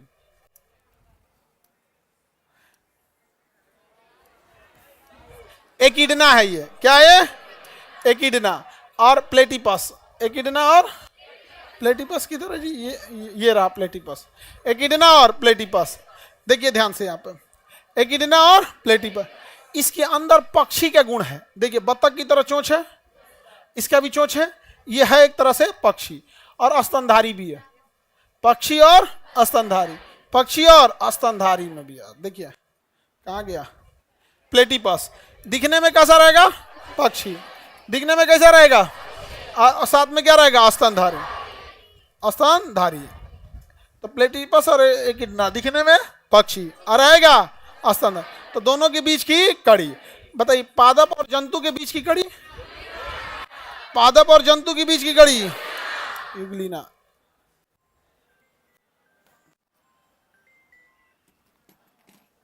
पादप और जंतु के बीच की कड़ी कौन सी है, युगलीना है। देखिए ये है युगलीना, दिख रहा है। ये हरा पोर्शन जो है पत्ती के समान, ये सूर्य के प्रकाश से अपना भोजन बना लेता है, तो उस हिसाब से पादप है। लेकिन ये अंटीनवा जो निकला है ना, किसी छोटे मोटे जीव को पकड़ के खा जाता है, कहता हम खा भी सकते हैं। तो यहाँ की वजह से हो गया जंतु, और यहाँ से हो गया पादप। एनिमल और प्लांट दोनों के बीच का मिक्सचर कौन है, प्लांट और एनिमल का मिक्सचर युगलीना, प्लांट एनिमल का मिक्सचर युगलीना। पक्षी और स्तनधारी प्लेटिपस, पक्षी और स्तनधारी प्लेटिपस, पक्षी स्तनधारी, पक्षी और सरीसृप आर्कियो प्लेटिरिक्स, आर्कियो प्लेटिरिक्स। सब भूल जाना, लेकिन आर्कियो प्लेटिरिक्स अगर भूल गए तो जान ले लेंगे, ऑप्शन बी पे लिखा रहेगा आर्कियो प्लेटिरिक्स। बताइए पक्षी और सरीसृप के बीच की कड़ी, पक्षी और सरीसृप की कड़ी आर्कियो प्लेटिरिक्स, याद रहेगा। और ये है वायरस, क्या है ये, वायरस। ई वाले को तो अच्छा से पहचानते होंगे, कौन वाला है, कोरोना। वायरसों के शकल हैं सब यहाँ पे। सजीव निर्जीव के बीच की कड़ी, सजीव निर्जीव की कड़ी, सजीव और निर्जीव, याद रहेगा। सजीव और निर्जीव अलग अलग वैरायटी के वायरस है, सब अलग अलग वैरायटी के। अगला देखें, सजीव और निर्जीव की,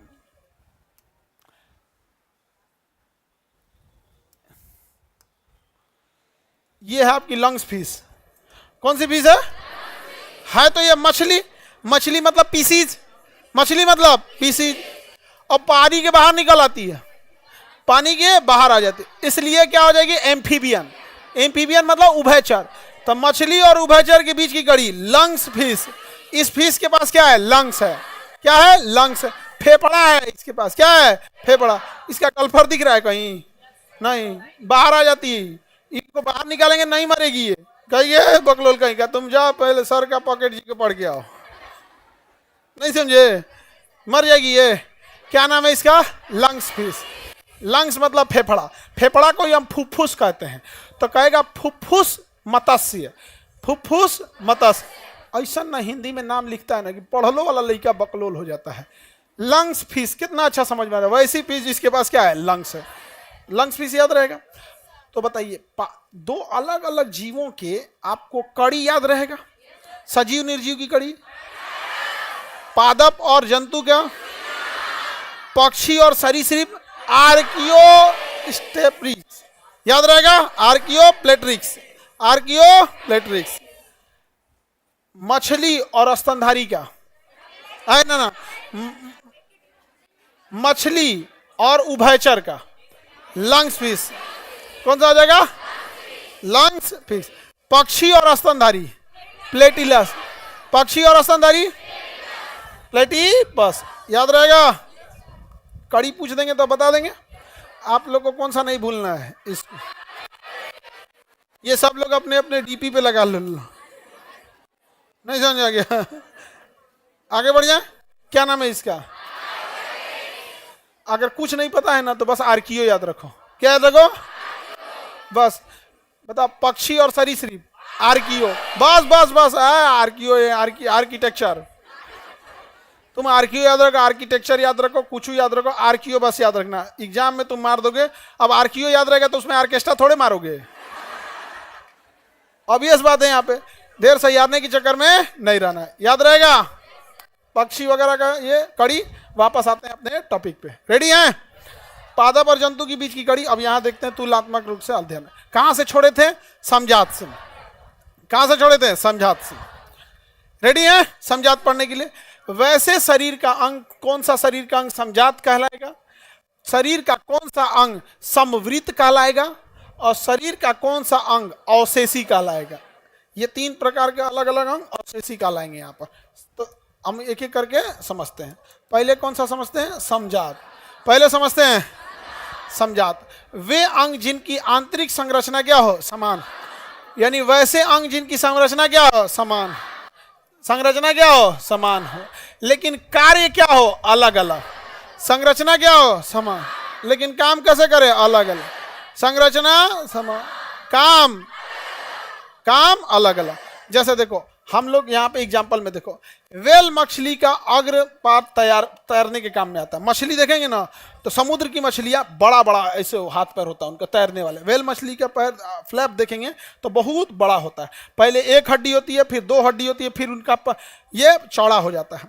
तो जैसे हमारे हाथों की संरचना है, पहले एक हड्डी है, फिर दो हड्डी है, फिर ऐसे पंजा है, वैसे ही वेल मछली में भी होता है। पहले एक हड्डी, फिर दो हड्डी, और फिर पंजवा आपस में चिपका रहता है तो उनको तैरने में हेल्प करता है। तो जैसे हमारे हाथ की उत्पत्ति है वैसे ही वेल मछली की हाथ की उत्पत्ति है, लेकिन दोनों का काम कैसा है, अलग अलग। तो समझात का मतलब क्या है? दिखने में एक जात का लेकिन समान नहीं है।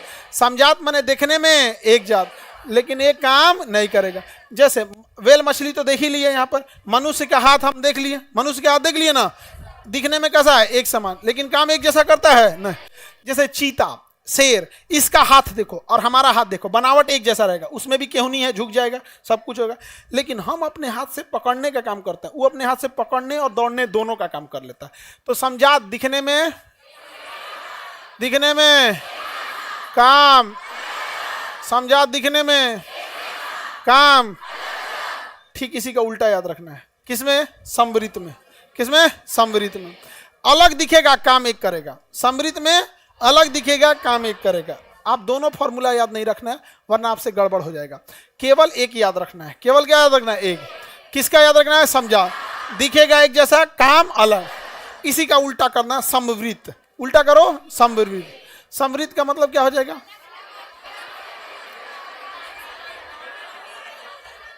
दिखेगा अलग, काम करेगा एक, दिखेगा अलग, काम करेगा एक। तो बताओ समझात वाला क्या है? अब समझो, सुनो ध्यान से। अब तुम्हारा पूरा स्क्रीन नहीं हो रहा है तो तुम लालका सीआर बना के भेज रहे हो। अब तुम्हारे मोबाइल में गड़बड़ी होगा तो नहीं हो रहा है, नहीं हो रहा है, अनइंस्टॉल करके इंस्टॉल करें, हो जाएगा। नहीं हो रहा है, हो जाता है। अच्छा, लाइव में प्रॉब्लम हो रहा है। चलो अब देखो, एक एक करके अपने से सीख लेना लोग कुछ कुछ। सुनो अब ध्यान से, आगे समझो, याद कैसे रखना। आपके जाति का नेता, आपके जाति का आदमी हमेशा आपको कहेगा कि हम आपके साथ हैं, तो समजात वाला साथ दिखता है, होता नहीं है। याद रखना, सिंपल है कि नहीं। समजात किसे कहेंगे? दिखेगा एक जैसा, काम नहीं आएगा। दिखेगा एक जैसा, काम नहीं आएगा। जैसे चमगादड़ का पंख, जैसे हमारा हाथ है शुरू में ऐसे, बाद में जाके ऐसे खुल जाता है, तो चमगादड़ का पंख, शेर या चीता का हाथ, मानव का हाथ, मछली का फ्लैप, दिखता एक जैसा है, समजात है लेकिन काम नहीं कर। इसी का उल्टा करेंगे तो क्या हो जाएगा? समवृत्त। समवृत्त क्या है? दिखता एक जैसा नहीं है लेकिन काम करता, एक जैसा दिखता नहीं है लेकिन काम करता है, उसी को क्या कहेंगे? समवृत्त। क्या कहेंगे? समवृत्त।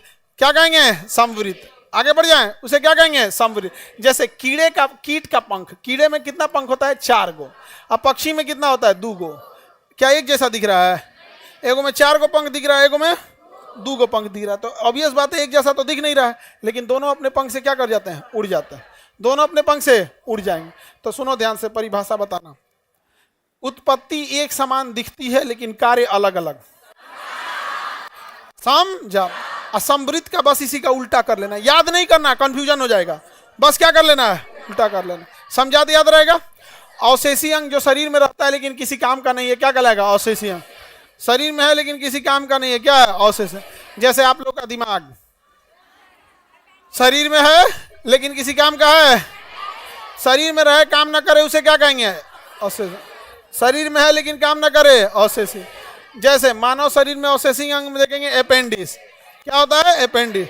पे दाहिनी और बड़ी आंत के नीचे होता है अपेंडिस, जो घास भूस लकड़ी उकड़ी खा जाएंगे तो उसको पचाने के काम में आता है। हम लोग लकड़ी उकड़ी खाना छोड़ दिए, इसलिए हमारा अपेंडिस शरीर में है लेकिन काम नहीं करता है। लेकिन जानवरों में अपेंडिस बहुत जरूरी है, वही लकड़ी उकड़ी को पचाता है।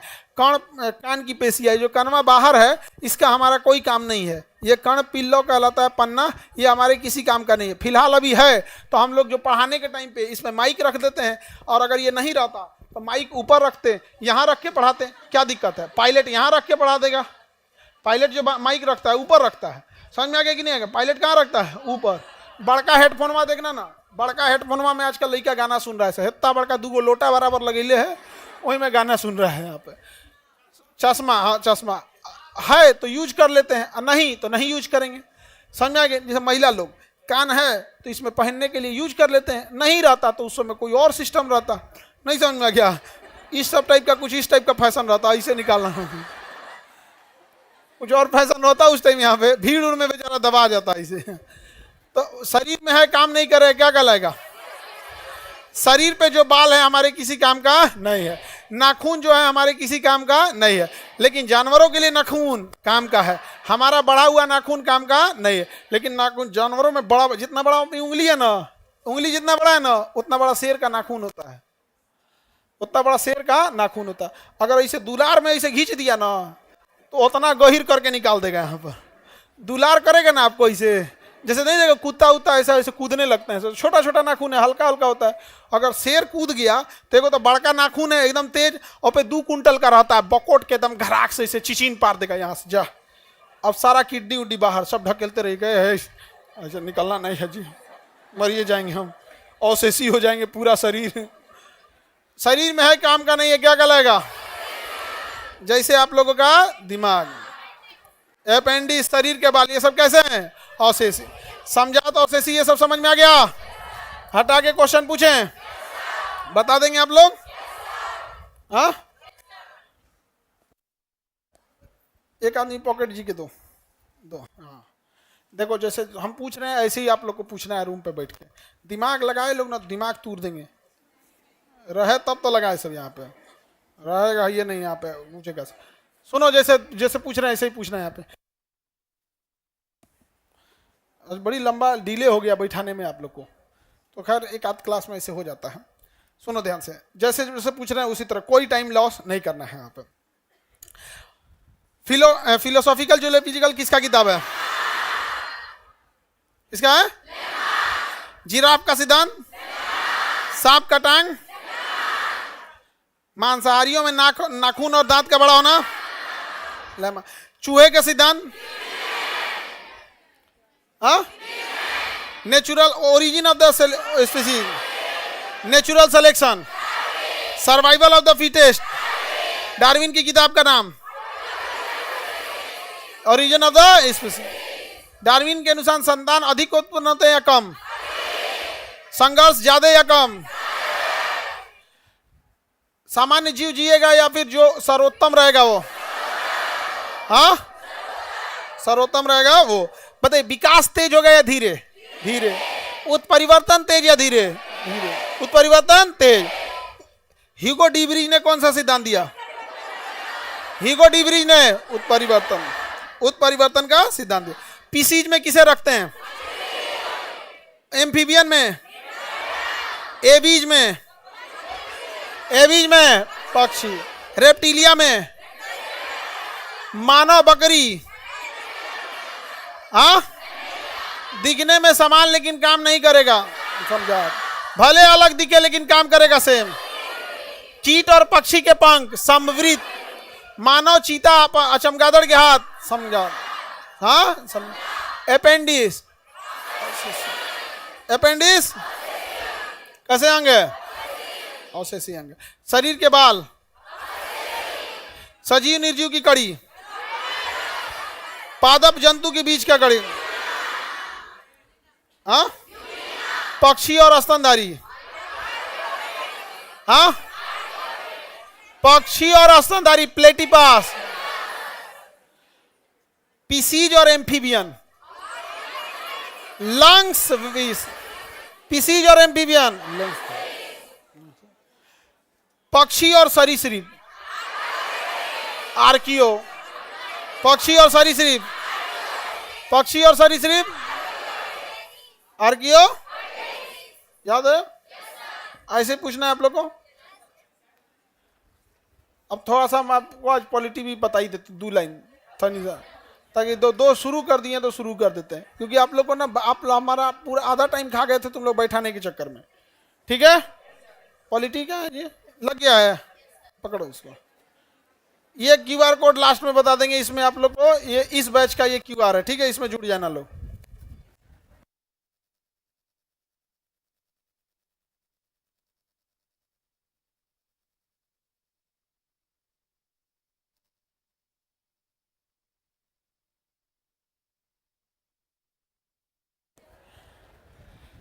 इससे आप लोग जुड़ गए ना, सारी सूचना इसी में देंगे लोग। सुनो सूचना, बायोलॉजी में जो हम बताए हैं, डेली आप लोग को 1 पेज पढ़ के आना है। यहाँ पे बुक है कि नहीं जी, यहाँ देखो है अंदर।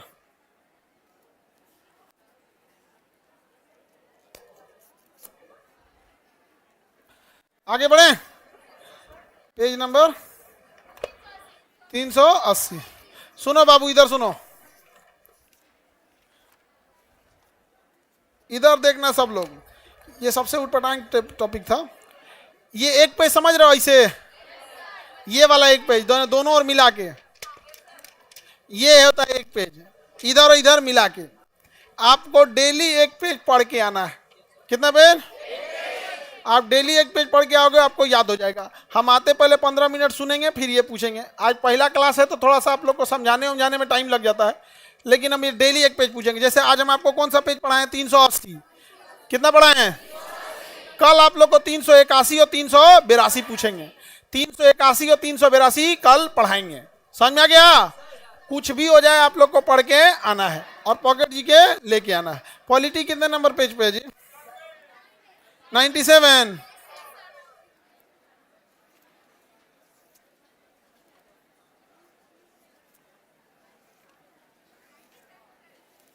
Page number 97।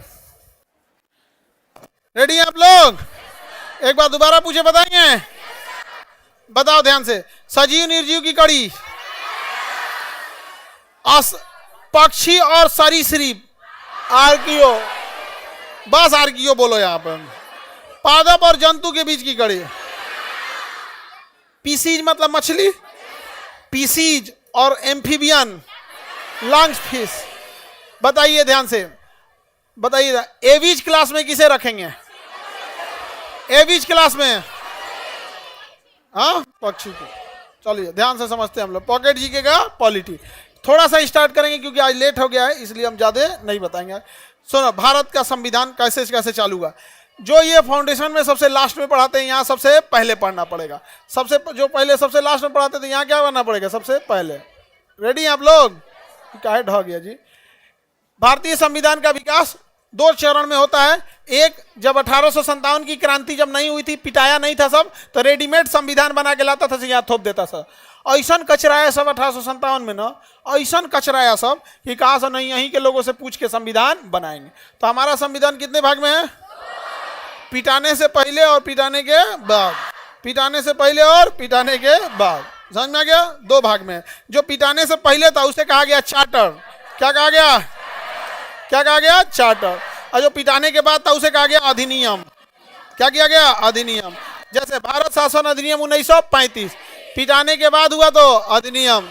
अब पिटाने के पहले है तो पिटाने के बाद, पिटाने से पहले, पिटाने के बाद, पिटाने से पहले बताओ। 1773, 1773 इसे कहा गया रेगुलेटिंग एक्ट। क्या कहा गया? Regulating act. क्या कहा गया? रेगुलेटिंग।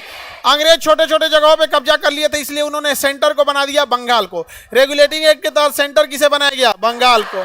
और बंगाल के गवर्नर को बंगाल का गवर्नर जनरल। बताइए, रेगुलेटिंग एक्ट 1773 किसे पावरफुल बनाया गया? बंगाल। बंगाल में गवर्नर या गवर्नर जनरल? Governor general. क्या बनाया गया? गवर्नर जनरल बनाया गया। क्या बनाया गया? Governor general. और बंगाल में खोला गया सर्वोच्च न्यायालय, सुप्रीम कोर्ट। Supreme court. क्या खोला गया? Supreme court.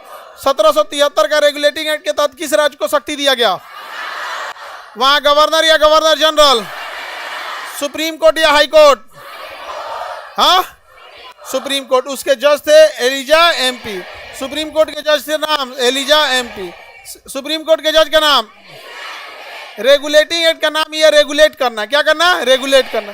कंपनी के कर्मचारी जो थे सब इतने भ्रष्ट थे सब, यहाँ के राजाओं से रिश्वत ले लेते थे सब। और इंग्लैंड में कहा जाता था रिश्वत नहीं है ना, ये हमें गिफ्ट दिया गया है। क्या दिया गया है? गिफ्ट। आज भी सरकारी कर्मचारी रिश्वत लेते हैं कि गिफ्ट लेते हैं? गिफ्ट ले लेते हैं। तो ये रोक लगा दिया गया। कहा गया कि आप अपनी दुकान नहीं चलाएंगे और किसी भी तरह का गिफ्ट नहीं लेंगे। अपनी दुकान नहीं चलाएंगे और किसी तरह का गिफ्ट नहीं लेंगे। समझ में आ गया कि नहीं? जैसे सरकारी हॉस्पिटल है, सरकारी हॉस्पिटल में अगर आपको काम अच्छे से कराना है तो आपको कुछ ना कुछ क्या देना है? गिफ्ट। और वो सरकारी हॉस्पिटल के डॉक्टर लोग अपना भी व्यापार चलाते हैं, अपना भी हॉस्पिटल खोल लेते हैं। और उनके यहाँ जाइएगा ना तो या तो उनसे गिफ्ट दे दीजिए या तो उनके यहाँ आके इलाज करा लीजिए। समझ में आ गया कि नहीं? हालांकि सरकारी हॉस्पिटल की योग्यता पे कोई सवाल नहीं उठाता है। बहुत पढ़े लिखे होते हैं, हाईली एक्सपीरियंस होते हैं और उन लोग के पास तजुर्बे की कोई कमी नहीं होती, क्योंकि सरकारी हॉस्पिटल में एकदम गैल गुजरल केस पहुँचता है। जिसको सब हॉस्पिटल रिजेक्ट कर देता है वो पहुँचता है PMCH, पहुँचता है IGMS, वो पहुँचता है कि PGI, वही पहुँचता है एम्स। तो उसके डॉक्टर के पास जो अनुभव होता है ना, नॉर्मल खांसी बुखार वाला वो एम्स जाइबे नहीं करता है। खांसी बुखार वाला एम्स जाएगा तो एम्स के डॉक्टर हंसेंगे, सब लोग आओ खांसी हुआ है इसको, आया खांसी हुआ है, हार्ट अटैक होगा तो आना। अब ऐसे सुनो ना, तुमको नॉर्मल खांसी हुआ, कौन एम्स जाएगा? नॉर्मल एम्स में, नॉर्मल खांसी में कौन जाएगा एम्स? एम्स में सुनो, एम्स जाते दिमाग में लगता है कि बाबू ये बहुत खतरनाक कंडीशन में। उत्तर प्रदेश में एक लखनऊ में PGI, अगर उत्तर प्रदेश का PGI जैसे पटना का PMCH है ना, अगर कोई गया IGMS या PMCH तो लोग को लगता है कि बाप हो बाप अब क्या होगा। वैसे ही उत्तर प्रदेश में क्या है? PGI, बाप हो बाप, ऐसा लास्ट केस में पहुंचता है कि बहुत कम लोग वापस आ पाता है। तो बताइए, निजी व्यापार और उपहार पे रोक, सुप्रीम कोर्ट कहाँ खोला गया? सुप्रीम कोर्ट कहाँ पे? ये देखना ध्यान से, ये क्वेश्चन आएगा। Act of settlement, act of settlement, act of 1700, act of settlement, act of settlement 1700। इसमें कहा गया ना कि जो बिहार है, बिहार, बंगाल और उड़ीसा, बिहार, बंगाल और उड़ीसा, अंग्रेज यहां भी कब्जा कर लिए थे। और यहां का कानून बनाएगा कौन? बिहार, बंगाल और उड़ीसा पे कानून बना ले, तो कानून कौन बनाएगा? तो कहा गया बंगाल को ही। किसे दिया गया? बंगाल। रेगुलेटिंग एक्ट में भी पावर किसको? एक्ट ऑफ सेटलमेंट में भी Bengal. Act of settlement 1700, Bihar, Bengal और उड़ीसा के लिए कानून बनाने का अधिकार किसे दे दिया गया? बंगाल को दिया गया। क्या दिया गया? बंगाल। इसी एक्ट द्वारा राजस्व मंडलों की क्या किया गया? स्थापना किया गया। किसकी स्थापना किया गया? किस सरकार को तवज्जो दिया गया? एक्ट ऑफ सेटलमेंट का दूसरा नाम क्या नाम दिया गया? Judicature act. Act of settlement का दूसरा नाम, एक्ट ऑफ सेटलमेंट का दूसरा नाम। इसमें किस राज्य को सहूलियत दिया गया? बिहार, बंगाल और उड़ीसा के लिए कानून बना सकता है बंगाल, जबकि बंगाल के गवर्नर को बंगाल का गवर्नर जनरल बनाया गया 1773। तो अंग्रेजों ने पहला नियम जो लाया था 1773, क्या नाम रखा? Regulating act. सारे राज्यों को किसके अधीन किया? बंगाल को। बंगाल के गवर्नर को क्या बनाया? Governor general. बंगाल में हाईकोर्ट या सुप्रीम कोर्ट? निजी व्यापार और उपहार लेने पर रोक लगा देगा। 1781 में क्या आया था? Act of settlement. क्या नाम था? Act of settlement. बाबू ये क्वेश्चन पूछा हुआ है, जब पूछेगा तो आप कहिएगा ये कहां से पूछ दिया, इसलिए याद रखना जरूरी है। Act of settlement 1700। Act of settlement 1700। Act of settlement का दूसरा नाम जुडिकेचर एक्ट। जुडिकेचर मतलब जुडिशरी का पावर दे दिया गया। कौन सा पावर दिया? जुडिशरी। और कहां कानून बनाने के लिए? बिहार, बंगाल और उड़ीसा। बिहार, बंगाल और उड़ीसा। जुडिकेचर एक्ट बोला गया किस एक्ट को? Act of settlement. क्या दिया गया? Act of settlement. Act of settlement. उसके 2 साल बाद 1784 Pitt's India act. Pitt's India act 1784। Regulating act 1773। Judicature act 1781। इसी का दूसरा नाम क्या था? Act of settlement. Act of settlement 1781। Pitt's India act 1784। Pitt's India act 1784। इसमें कहा गया कि जो गवर्नर जनरल के परिषद में सदस्यों की संख्या 4 से घटा के क्या कर दी गई? 3। यही एक ऐसा अधिनियम था जिसमें सदस्यों की संख्या बढ़ाने की जगह क्या किया गया? घटाया। तो पीट्स इंडिया एक्ट के तहत सदस्यों की संख्या 4 से क्या किया गया? 3।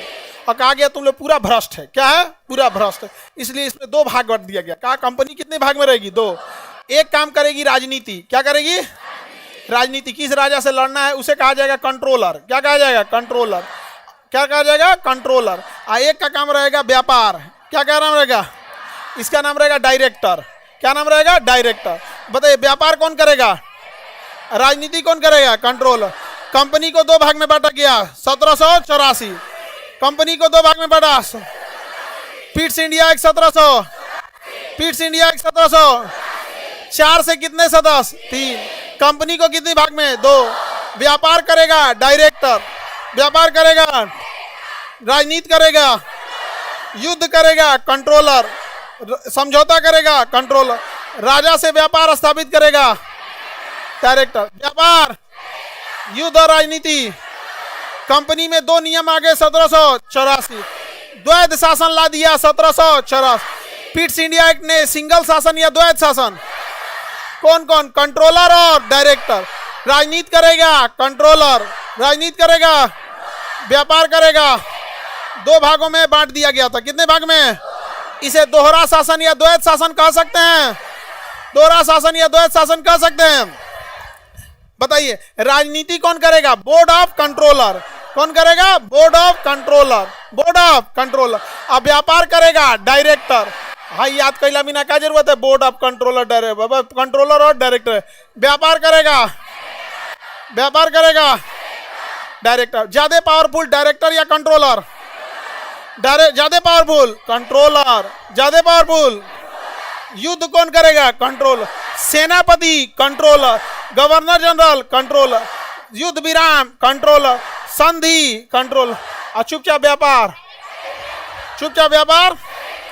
बताइए क्या बिना कंट्रोलर के अनुमति लिखा? बोर्ड ऑफ कंट्रोलर के अनुमति के बिना देशी रियासतों के साथ संघर्ष अथवा सहयोग की शुरुआत नहीं किया जा सकता था। तो ज्यादा पावरफुल कौन था? कंट्रोलर। तो भारत में द्वैध शासन कौन सा अधिनियम लाया? Pitt's India act 1784। बताइए सेटलमेंट एक्ट 1781। 1781। बताइए जुडिकेटर एक्ट किसे कहा गया? Act of settlement. Act of settlement के तहत कानून बनाने का अधिकार किसे दिया गया? बंगाल को।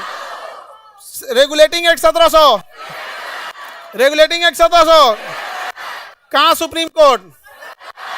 बताइए द्वैध शासन 1784। अब आप डेट नहीं बताइएगा, नाम बताइएगा। जैसे 1773 नहीं बोलना है, रेगुलेटिंग एक्ट बोलना है। 1781 नहीं बोलना है, सेटलमेंट एक्ट बोलना है। 1784 नहीं बोलना है, पीट्स इंडिया एक्ट बोलना है। समझ में आ गया कि नहीं? हम मिटा के पूछेंगे, ऐसे नहीं। समझ में आ गया? देखो बबुआ, कई बार आप लोग को सारा अधिनियम याद रहता होगा, लेकिन आपको हवे नहीं लगता होगा कि कहां से पूछ दिया। जैसे जुडिकेचर एक्ट पूछेगा तो अभी यूपी पीसीएस में पूछा था, जुडिकेचर एक्ट, सब पगलाए थे, तो कहां से पूछ दिया हो। समझ में आ गया कि नहीं आ गया? तो ऐसे पगलाने की जरूरत नहीं है। रेडी? सर आप कमेंट ऑफ कर दीजिए, तथास्तु। कमेंट ऑफ कर दिया जाए, ऑफ। Comment of. आगे बढ़े? अरे लाइव नहीं बंद करना, चलो ठीक है आगे बढ़ते हैं। ऑफ हो गया। हमको देखो कितना मानते हैं। देखो हम फ्लो में पढ़ा रहे हैं, तो हम आपका कमेंट देखेंगे तो फ्लो खत्म ना हो जाता है, समझे? फ्लो में याद अच्छा से हो जाता है। रेडी? देखते हैं कितना लोग बताओ। रेडी हैं? डार्विन की किताब का नाम।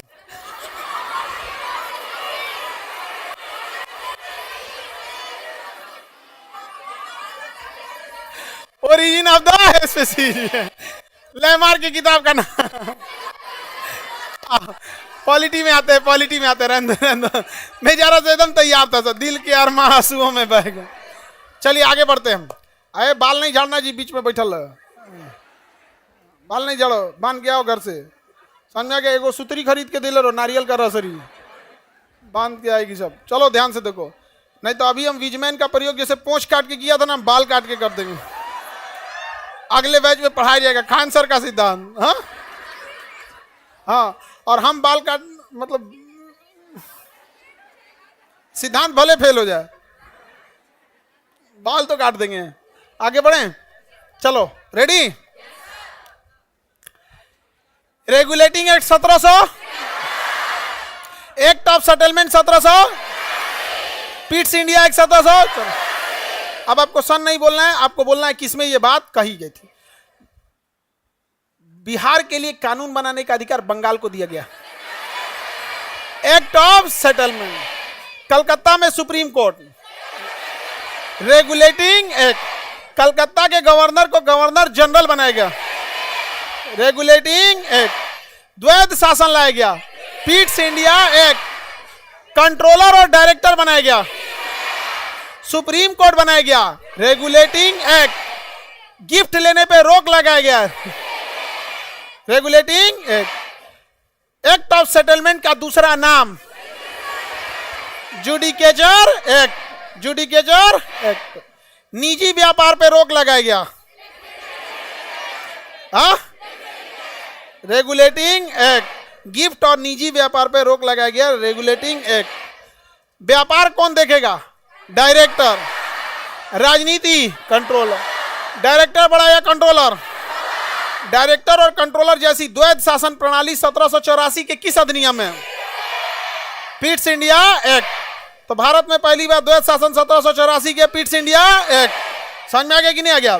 तो इधर हो गया बोर्ड ऑफ डायरेक्टर, इधर हो गया कंट्रोलर। डायरेक्टर सब व्यापार कर रहा था सब शांति से, और कंट्रोलर सब मार कर रहा था, सब राजनीति कर रहा था, सब युद्ध कर रहा था। राजनीति कर रहा था, युद्ध कर रहा था। हाँ, यही युद्ध करते करते करते करते बड़ी आगे चल गया। तो 1857 की क्रांति में हाई कंट्रोलरवा बड़ी मार खाया था सब। ऐसा मार खाया था सब कंट्रोलरवा ना कि पहचाने में नहीं आ रहा था सब।